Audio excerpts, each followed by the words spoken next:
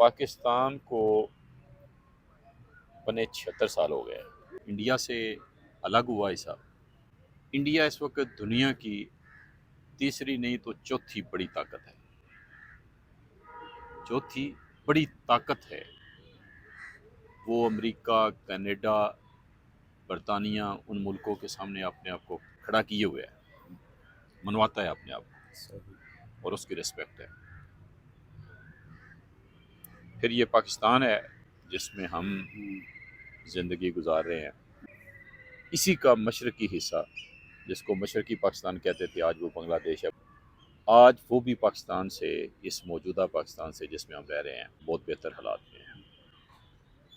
اب ہم اگر مایوس نہ ہوں تو یہ بھی کوئی ذہنی شاید پسماندگی کی علامت ہوگی کہ وہ آگے جا رہے ہیں اور ہمیں یہ پتہ چلتا ہے کہ ہماری ابھی تک کوئی سمت نہیں ہے کہ ہم نے جانا کس طرف۔ صحیح کہہ رہے ہیں آپ۔ یہ سب سے بڑا پرابلم۔ میں کہتا ہوں کہ آپ کی ڈائریکشن صحیح ہو، آپ صحیح سمت میں جا رہے ہوں، جدھر آپ نے جانا ہے ادھر ہی آپ جا رہے ہیں،